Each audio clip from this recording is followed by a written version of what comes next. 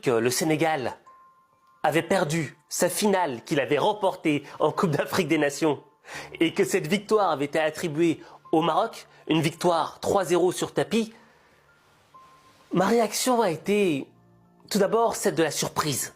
D'Afrique, il y a quelques instants, le jury d'appel de la Confédération africaine de football a inversé le résultat de la finale de la CAN 2025. La CAN, c'est évidemment la Coupe d'Afrique des Nations. Le titre a finalement été accordé au Maroc et l'équipe du Sénégal est déclarée forfait après la décision des Lions de la Teranga, on s'en souvient, de quitter le terrain. On va en parler.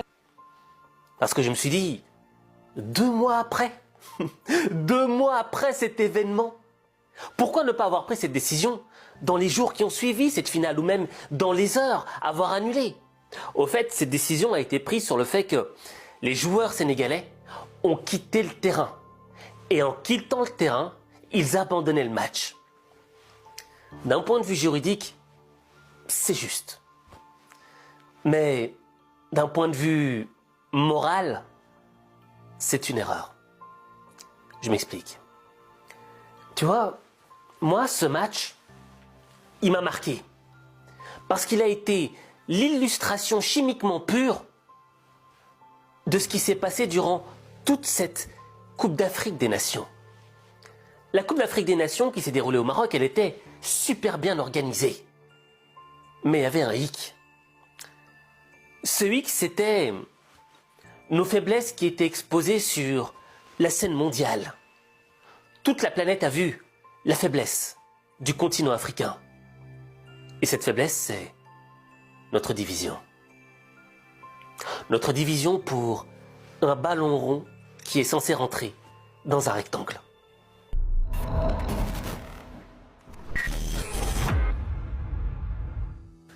Pourquoi l'apogée de la division africaine? Pour comprendre, on doit rentrer dans le cœur des hommes. Et tu vois, dans le cœur de l'homme, il y a une contradiction. Le football est censé être un jeu de divertissement, où on s'amuse, où on rigole, où il n'y a pas vraiment d'enjeu.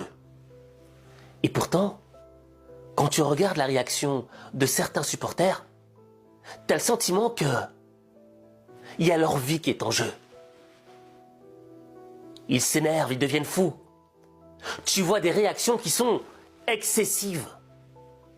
Et je me suis toujours posé la question, mais pourquoi? Pourquoi être dans l'exagération?